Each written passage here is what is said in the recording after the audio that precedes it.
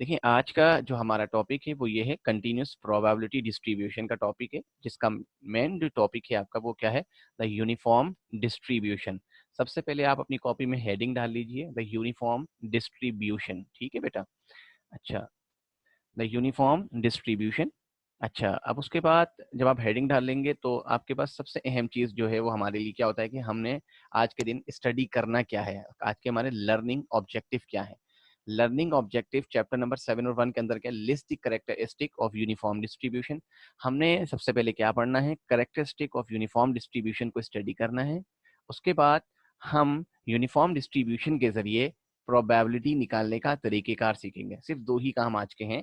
बाकी ये जो आखिर में जो आपको ये टॉपिक नजर आ रहे हैं, या ये आपके ऑलरेडी हम लास्ट क्लास में कवर कर चुके हैं। Normal distribution, standard normal distribution, finding probability, जिसको मैंने कैलकुलेटर से भी कैलकुलेट करना आप लोगों को सिखा दिया है। तो आज के सिर्फ हमारे दो ही टॉपिक हैं। What is the characteristic of uniform distribution, आप इसको अपनी कॉपी में लिख लें बेटा, ठीक है, यानी लर्निंग ऑब्जेक्टिव है। और probability, how to find probability by using uniform distribution, ठीक है। उसके बाद हम आगे की तरफ चलते हैं। अच्छा देखें, द यूनिफॉर्म डिस्ट्रीब्यूशन का जो फॉर्मूला है वो बेसिकली ये है, जिसको हम प्रोबेबिलिटी डेंसिटी फंक्शन कहते हैं। एफ ऑफ एक्स ब्रैकेट में लिखा हुआ है, ये आपको एक ब्रैकेट नजर आ रहा है। इसमें देखिए 1/b-a, यानी इसकी जो लिमिट है वो a से लेकर b तक होता है। और यूनिफॉर्म डिस्ट्रीब्यूशन को ज्यादातर आप इंटीग्रेशन के जरिए सॉल्व करते हैं। अच्छा, यूनिफॉर्म डिस्ट्रीब्यूशन में यही सबसे अहम फॉर्मूला है जो कि आप यूटिलाइज करेंगे, ठीक है। यानी ये एक फंक्शन है, जीरो का मकसद है, अदरवाइज कोई और भी फंक्शन हो सकता है। इसमें जो आपका रैंडम वेरिएबल दिया जाता है वो किसी स्पेसिफिक इंटरवल में आपको दिया जाता है। यानी देखिए अब यहाँ पे आपको नंबर क्या दे रहा है, 5 to 10 दे रहा है। यानी आप ना 5 से बिलो जा सकते हैं और ना 10 से आप अबव जा सकते हैं।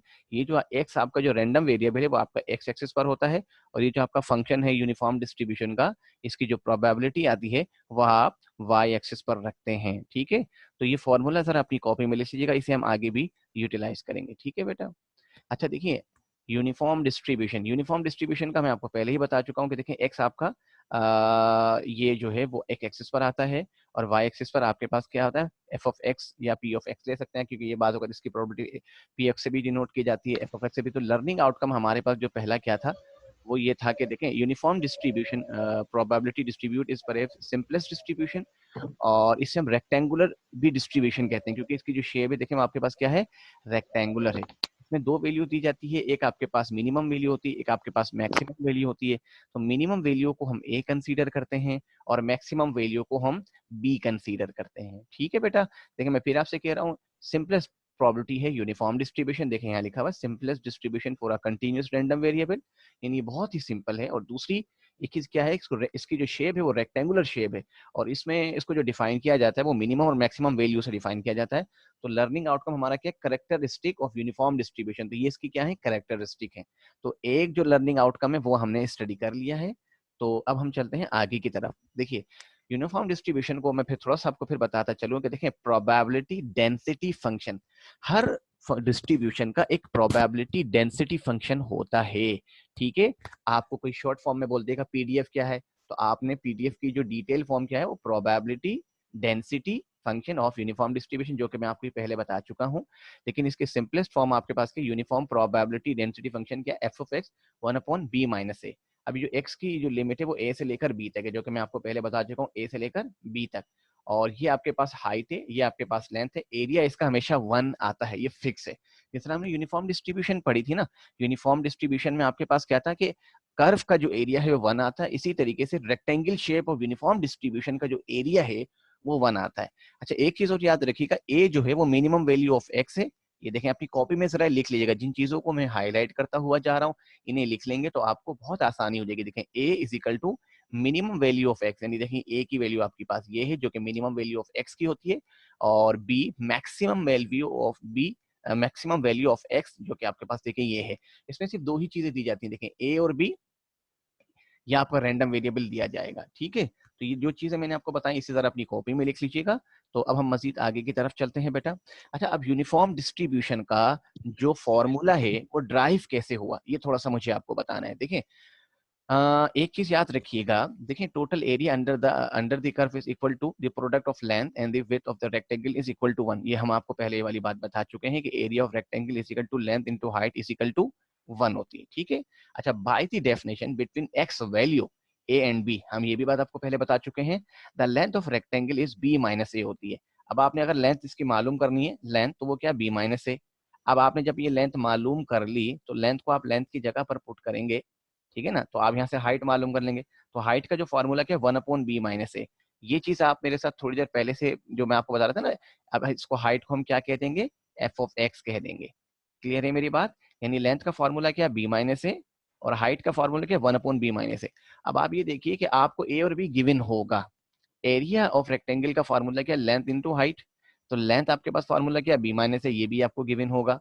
और हाइट का फॉर्मूला क्या 1/b-a। इसे बेटा अपनी कॉपी में लिख लें, यहां से लिखें आप area of rectangle is equal to length into height is equal to 1। Length का फॉर्मूला क्या होता है b-a, ठीक है। हाइट का फॉर्मूला क्या 1/b-a। इन दोनों फॉर्मूले को आपने इसमें लिखना है। जब आप इस पूरे को सॉल्व करेंगे तो आपका आंसर 1 आएगा। अभी हम सॉल्व नहीं कर रहे, अभी हम आगे की तरफ चलते हैं। सिर्फ बताने का मकसद क्या था कि ये फॉर्मूला आपका ड्राइव कैसे हुआ है। क्लियर है मेरी बात? अच्छा, अब हम थोड़ा सा आगे की तरफ चलते हैं। फॉर्मूला याद रखना बहुत जरूरी है, ठीक है।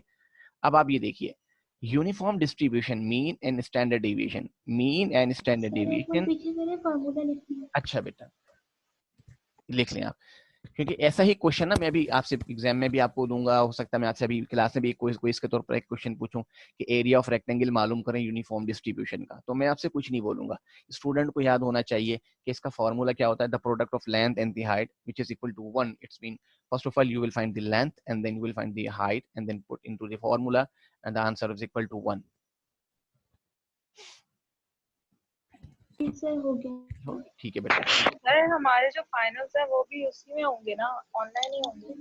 हाँ जी रहीम, अच्छा देखें, अभी आपने फॉर्मूला लिख लिया, अब हम उसके बाद आगे की तरफ चलते हैं बेटा। ये देखें आपके पास ये देखें mean, the uniform distribution mean and standard deviation. देखिए मीन का इसमें फॉर्मूला आपके पास के a+b/2। इस फॉर्मूले को आप लिख लें, ये आपका लर्निंग आउटकम 1 है, यानी क्योंकि इसके करेक्टरिस्टिक में ही आ जाता है, ठीक है। और स्टैंडर्ड डिविएशन का जो फॉर्मूला है आपके पास वो क्या है, b-a/√12 है, ठीक है। अच्छा, यूनिफॉर्म, ये दोनों फार्मूले अपनी कॉपी में राइट डाउन कर लें। और यूनिफॉर्म डिस्ट्रीब्यूशन का जो फार्मूला देखें पी ऑफ एक्स, इसे हम प्रोबेबिलिटी भी कहते हैं और पीडीएफ यानी एफ ऑफ एक्स भी कहते हैं, 1/b-a। इन तीन फार्मूले को अपनी कॉपी में लिख लें आप, ताकि फिर मैं आपको अब इसकी प्रैक्टिस की तरफ लेकर चलूं।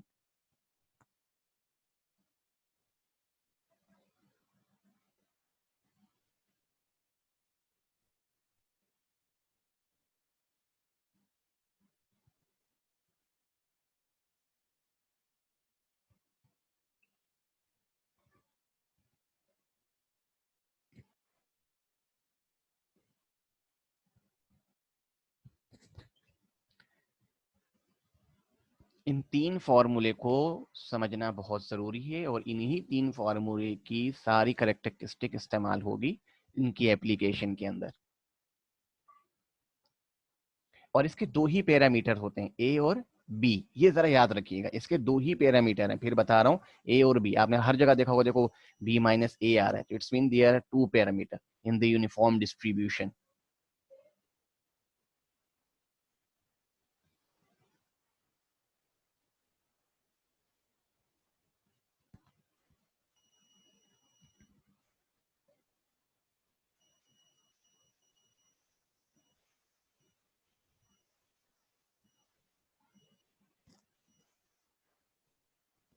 लिख लिया, आगे चलें बेटा। जी सर। अच्छा चलें, अब आगे की तरफ चलते हैं बेटा। अब आप जरा देखिए बेटा, अब इस क्वेश्चन को यहां से लेकर यहां तक पहले आप लोग रीड कर लें, फिर मैं आपको समझाता हूं कि ये बेसिकली इसकी पहली एप्लीकेशन है। जरा रीड कर लें आप लोग।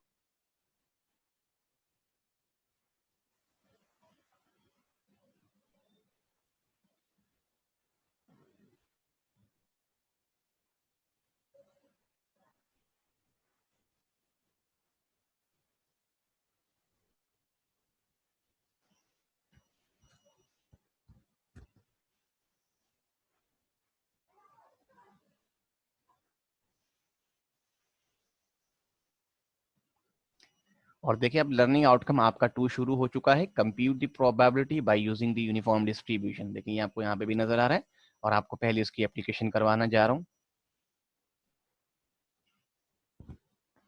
सर ये तो समझ आ गया, तो आसान है। हाँ बस उम्मीद है इंशाल्लाह सारे क्वेश्चन ही आपको आसान होंगे। देखें इसमें पहले तो उसने क्या दे दिया आपको, देखें range they the A to B। अब आपने इसका ग्राफ बनाया, देखें ये A है 41 और ये आपका B 47 है। क्लियर है मेरी बात? अब जिसमें देखें मीन और स्टैंडर्ड डेविएशन निकला हुआ, ये भी आप कैलकुलेट करेंगे। अब देखें आपने इसकी क्या मालूम करनी है, हाइट। हाइट इसकी क्या है 1/B-A। तो B-A आपने 1 हाइट कैलकुलेट करके बता दी। Any problem in this question बेटा? No sir. किसी को भी कोई प्रॉब्लम नहीं है? नहीं है सर। सर हमें ग्राफ भी प्लॉट करना होगा इसके हाँ साथ। नहीं वैसे देखें ग्राफ भी प्लॉट करना लाजमी है ताकि आपको पता चले कि ये रेक्टेंगुलर शेप है और इसमें आपको ए और बी का पता चल जाएगा बेटा। तो ग्राफ बनाना लाजमी है। ठीक है सर। अच्छा चलें नेक्स्ट की तरफ चलूं बेटा, आगे बढ़ूं बेटा? जी सर। चलिए जी सर। अब आप ये देखिए इसका मीन और स्टैंडर्ड डेविएशन निकालें, क्योंकि देखें आपको ये ए और बी गिवन है बेटा। कॉपी में लिखें this is your A is 41 and B is 47 and then what is saying find mean and standard deviation of this distribution।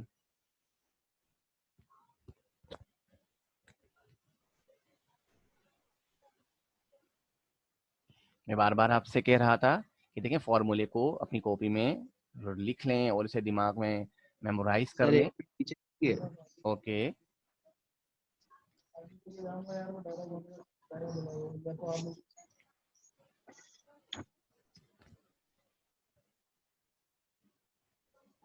Sir कर दे, आगे कर दे। चलें अब इसका देखें क्या निकालने को कैलकुलेट करने का बोल रहे हैं, mean and standard deviation of this distribution.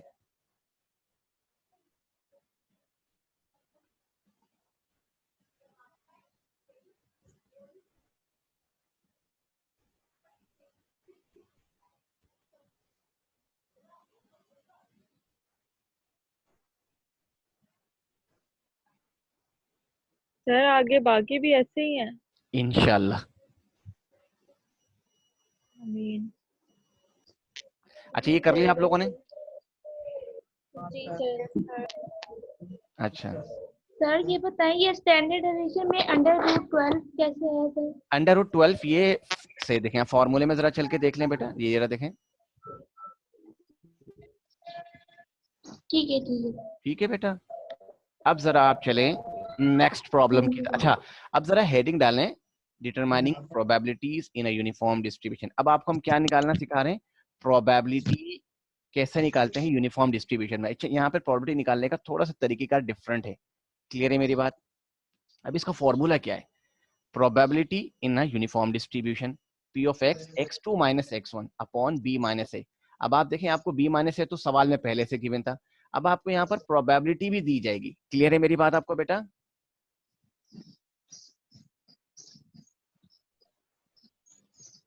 Sir repeat करें, मैंने रिपीट कहा कर दें कि सर। देखिए आपको B और A जो है वो तो पहले से सवाल में गिवन होगा। अब आपको प्रोबेबिलिटी मालूम करने का बोला जाएगा।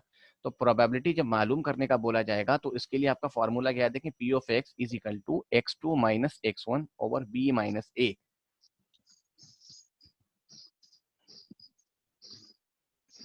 Okay sir, thank you.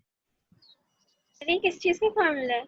ये प्रोबेबिलिटी यूनिफॉर्म डिस्ट्रीब्यूशन में कैलकुलेट करने का फॉर्मूला है।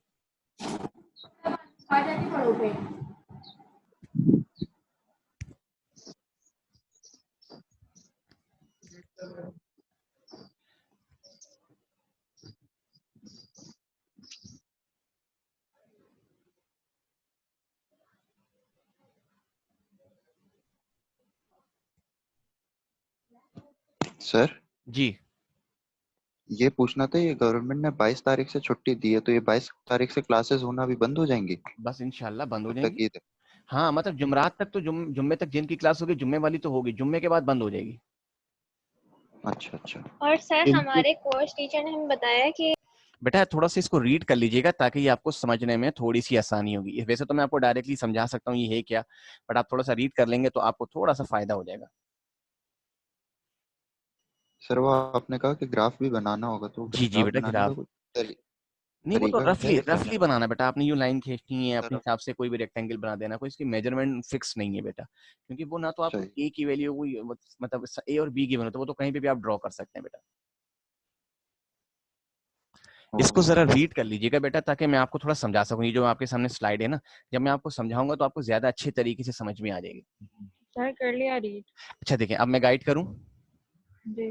देखिए इसमें क्या है कि for continuous distribution the probability are calculated by determining the area over an interval of the function.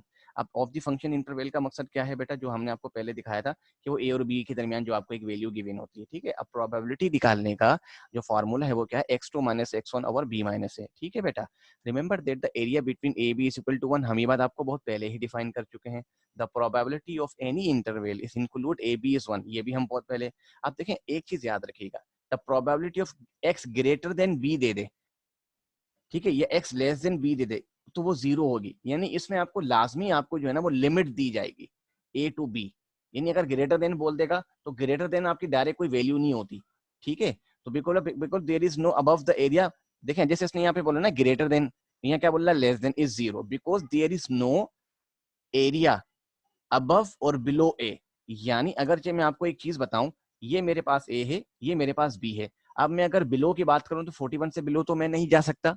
ये बात क्लियर है मेरी स्टूडेंट आप लोगों को, क्योंकि मेरे पास तो मिनिमम नंबर 41 है, समझ रहे हैं मेरी बात।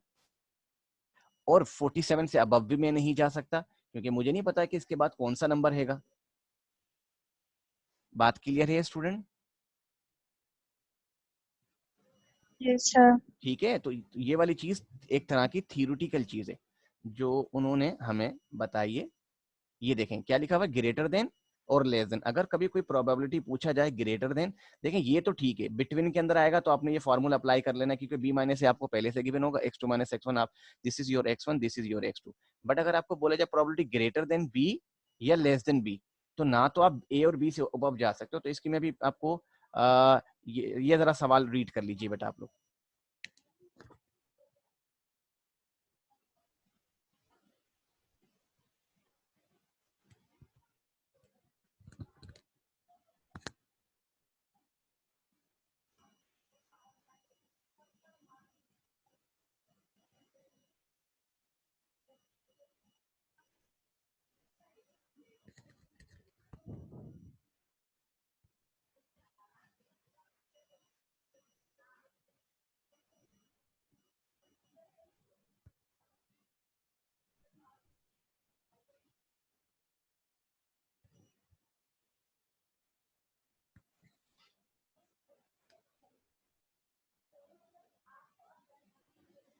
सर इसको करने के बाद क्या करना है? जी बेटा, क्या करूँ इसको करने के बाद? नहीं देखें, अब देखें सब, अब आपको यहाँ पर इसने कहा है कि find determine the probability weight between 42 to 45 gram, ठीक है। तो अब आपने यूनिफॉर्म डिस्ट्रीब्यूशन की क्या मालूम करनी है, प्रोबेबिलिटी मालूम करनी है। तो देखें this is your x1, this is your x2। x2 आपके पास क्या है देखें 45, और x1 आपके पास क्या है 42। और आपके पास जो a और b है, जैसे आप स्टूडेंट कह रहे थे ना कि सर हम ग्राफ बनाएं, तो इसमें आपको पता चलेगा, देखें this is your a, this is your b। ये ऑलरेडी पहले आपने रेक्टेंगल बना लिया था, और ए जो है आपका 41 है और बी आपका 47 है। तो फॉर्मूला क्या सर आपको, हमारा ए और बी सेम ही रहेगा? बिल्कुल सेम ही रहेगा, यही बात बताना चाह रहा था। देखें अब आपका बी क्या है देखें 47, ए क्या है 41। जब आपने इसको सॉल्व किया तो आपकी जो प्रोबेबिलिटी आ रही 0.500 आ रही है। तो देखें ये वो एरिया है, इसकी प्रोबेबिलिटी 42 से 45 के दरमियान। अब आप देखें जो बात मैं आपको थोड़ी देर पहले बता रहा था वो क्या, देखें the probability weight more than 48। अब आप देखें 47 से अब आप आगे नहीं जा सकते, तो उसकी प्रोबेबिलिटी आपके पास क्या है, जीरो, क्योंकि because x is greater than upper value is 47, ठीक है ना। तो इस तरह ये 47 है, इससे ऊपर आप जा नहीं सकते, ठीक है ना। इसी तरीके से अगर आपको वो कभी बोल दे लेस देन, तो लेस देन आपके पास क्या है 41 है।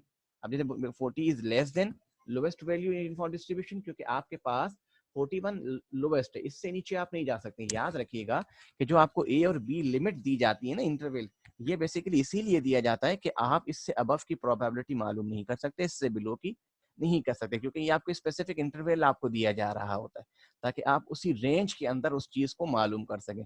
फॉर एग्जाम्पल अगर आप ये देखें कि मल्टीपल हमारे पास कुछ इस टाइप की होती हैं जो पैकिंग हो रही होती है, तो उनका जो ग्राम होता है प्लस माइनस 45 या 0.05 मेंशन किया होता है कि किसी में ज्यादा है किसी में कम होता है। तो बेसिकली उनको पता है कि ओवरऑल जो वेट है वो बिल्कुल सेम चल रही है हाइट, और वेट हमारा यहाँ से यहाँ तक की रेंज में होगा। किसी में 47.5 होगा तो किसी में 46.5 होगा, तो वेट आपका ज्यादा नहीं होगा। सर एक बात समझ नहीं आई, हाँ, प्रोबेबिलिटी कैसे निकालें? अब आपने बताया यूनिफॉर्म डिस्ट्रीब्यूशन कैसे निकालते हैं?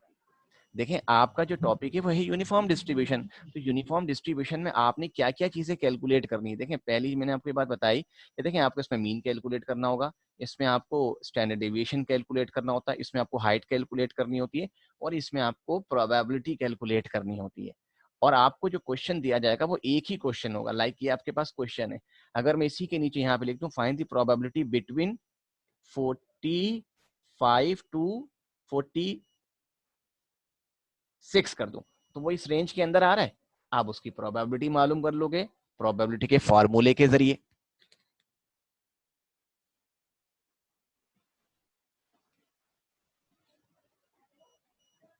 बात क्लियर है? इसके अंदर क्या क्या चीजें देखें, इसमें पैरामीटर दो हैं ए और बी। आपने इसमें मालूम क्या क्या करना होता है मैं फिर बता रहा हूं। देखें आपने हाइट मालूम करनी होती है, ठीक है, आपने मीन मालूम करना है, आपने स्टैंडर्ड डेविएशन मालूम करना है, और आपने प्रोबेबिलिटी मालूम करनी है। ये चार चीजें आपने मालूम करनी होती है यूनिफॉर्म डिस्ट्रीब्यूशन के अंदर। इसी तरीके से अगर आप बाइनोमियल की बात करें तो बाइनोमियल में आपने प्रोबेबिलिटी मालूम करनी होती है डिफरेंट रैंडम वेरिएबल की। उसके बाद आप उसका मीन मालूम करते हैं, और उसके बाद आप स्टैंडर्ड, अब मीन और वेरिएंस आपने वहां पे भी मालूम किया था, यहाँ पे भी प्रोबेबिलिटी, यहाँ पे भी, यहाँ प्रोबेबिलिटी का फॉर्मूला थोड़ा सा चेंज है, वहां थोड़ा डिफरेंट था। वो एक ही फॉर्मूले में सारी चीजें कैलकुलेट हो जा रही थी, यहाँ पे उसकी थोड़ी सी लॉजिक चेंज है हमारे पास। जी बताएं, यहाँ तक कोई आगे कर प्रॉब्लम दे है? एक मिनट। जी बेटा। सर आगे कर, एक आ, स्लाइड आगे कर दे। ये वाली स्लाइड, अच्छा, इसको रोड राइट डाउन कर लें ताकि आपको आसानी से जब कोई नेक्स्ट क्वेश्चन करेंगे तो आपको परेशानी नहीं होगी।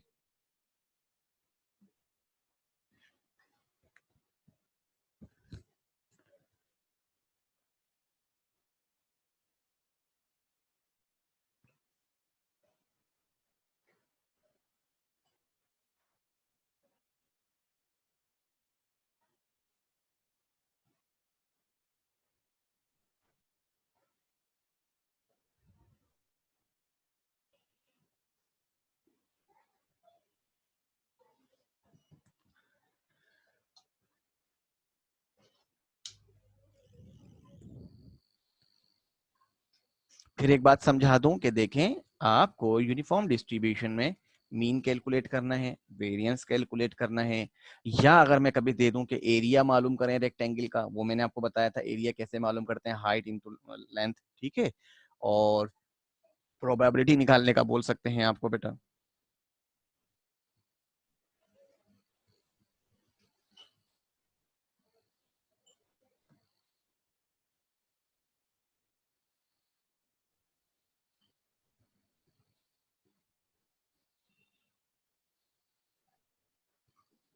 सर हो गया।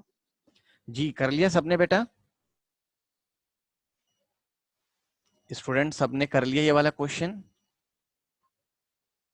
जी सर कर दिया। अच्छा, किसी को यहाँ तक कोई प्रॉब्लम? क्योंकि सारी मेन जो पॉइंट हैं वो मैंने अब तक आपको बताएं कि क्या क्या चीजें आपको फाइंड आउट करनी होती हैं। इससे ज्यादा इसमें कोई डेप्थ में आपको जरूर मतलब जितना भी आगे क्वेश्चन चले जाएं, या किसी भी बुक से भी क्वेश्चन आप उठा लें, गूगल से भी उठा लें, या किसी भी लाइब्रेरी में जाकर, आपको कहीं पर कोई परेशानी नहीं होगी, क्योंकि मेन फैक्टर आपको हमने बताया। इसकी एक तो करेक्टरिस्टिक आपको बताई, दूसरा इसकी प्रोबेबिलिटी बता दी। तो अब क्या हम थोड़ा सा इसकी एप्लीकेशन की तरफ चलें बेटा?